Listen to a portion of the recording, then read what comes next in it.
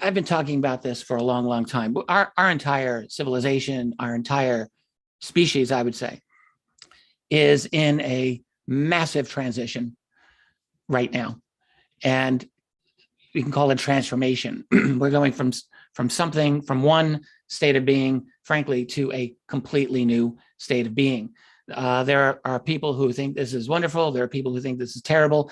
I'm not going to offer too much of a moral position one way or the other. I think that there are pros and cons to what is happening to us. I am going to be emphasizing the dramatic speed that this is happening, and it's the speed that might be causing a lot of disruptions and problems in our society for now.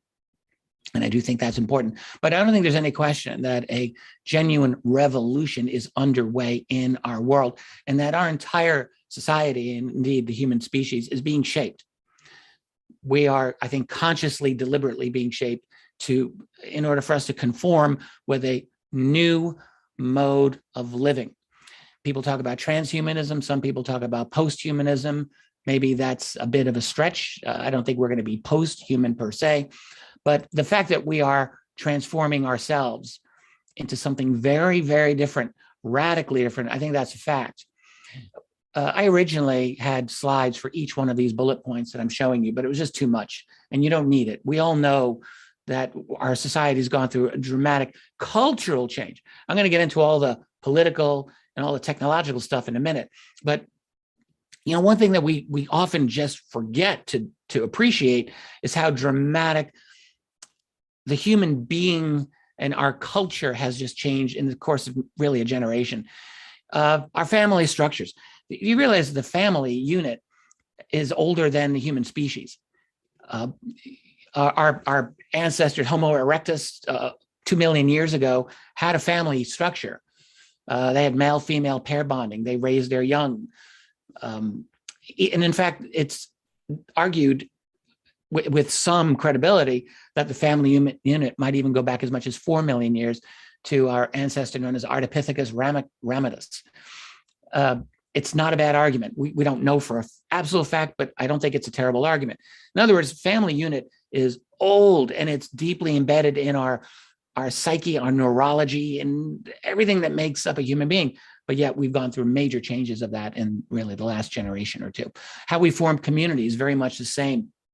In the olden times and right up until recently, communities meant social interaction, and they meant the reverse of isolation.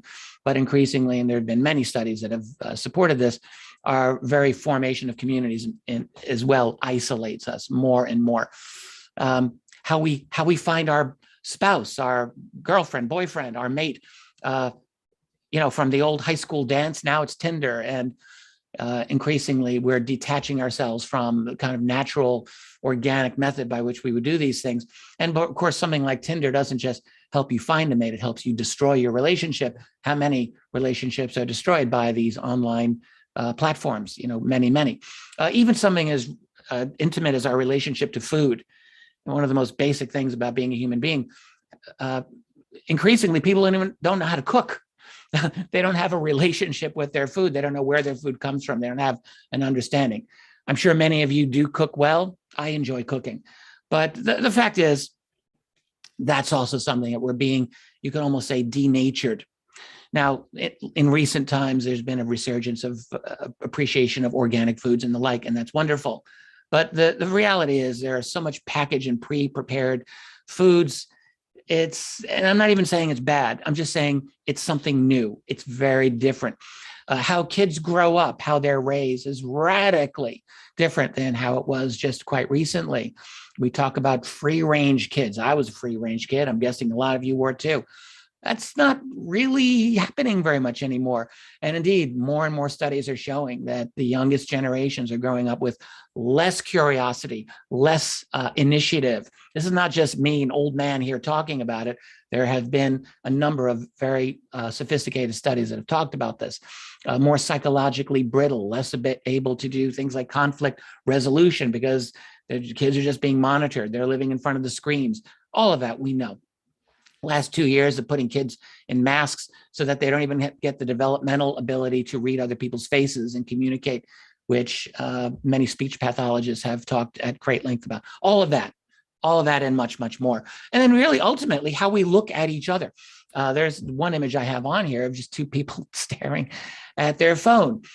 Human evolution, our brain capacity evolved for a number of reasons. One simply is that we just started eating meat, but another is almost primarily so that human beings could relate to each other. The whole idea of us living in social groups required the ability to understand each other better and better and better.